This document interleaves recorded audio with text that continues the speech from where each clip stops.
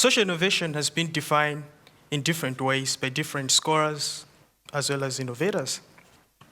But the definition that I want to tell you today is the definition that uses social innovation, especially those new creative ideas, to come up with solutions to pressing social problems.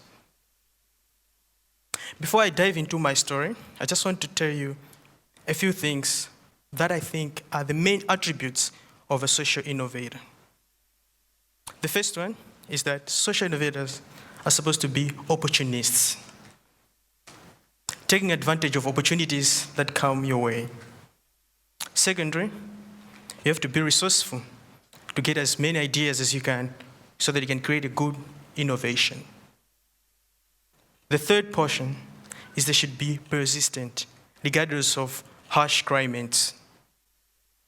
The fourth one is being a risk lover.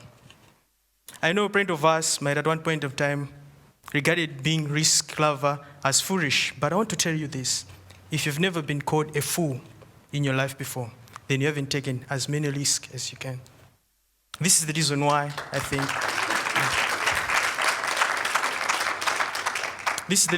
think being a social innovator, one component is being a risk lover.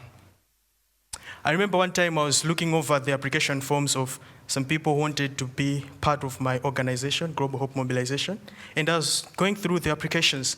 I saw on the portion where they talk about their hobbies, and I was fascinated by this young girl saying, I like skiing.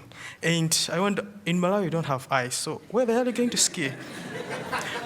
But anyway, what really fascinated me was that there was a person who also talked about traveling. I like traveling. That's one component I also like, traveling around and seeing places. And I remember when I was 11 years old, I moved from Blantyre to Karonga to live in my home village called Kayunga. And the village is popularly known as Kamwe, which means, it's a Tumbuka word that means a fox. So I'm not going to bug at you, so don't worry.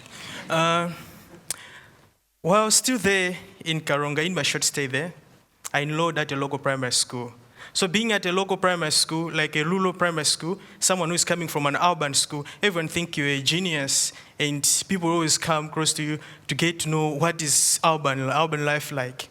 And it was so fascinating meeting new people and being a leader of different cliques at school. But the moment I joined my first clique, I realized that I was at an institution that didn't have running water taps. The best water that we used was the one that we drew from a nearby water well. And the water well was not fully protected. Over the course of time, while I was still at the institution, I witnessed different institutions coming along to install solar pumped water. The technology which was needed at that particular time, but it didn't last long because there's no one knowledgeable enough to come in play to help out when it had issues. Later on, that's when I realized that the issues that were arising from the technology, people couldn't make them because they were not involved in the process of making the whole innovation. And that sent us back to our old ways. In a few minutes, I'll show you a video of a social innovation. I want you to critically analyze the video and think of other things that I could have done better to make the project sustainable. There is also a challenge at Nkukwa Primary School, for there is no clean water for the school's 1,654 pupils. The problem is just now becoming a big one because we travel long distances to get the water, and it's bad water. We don't have even boreholes, we don't have piped water. Yeah, so it's from the wells, but we go very far to get the water.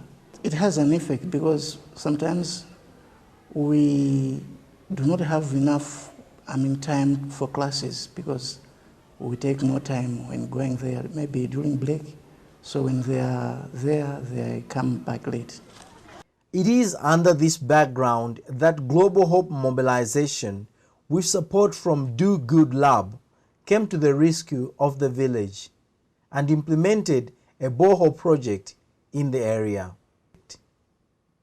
It is expected that school enrollment will increase and there's going to be a decrease in waterborne diseases among the pupils at Nkukwa Primary School and the surrounding villages.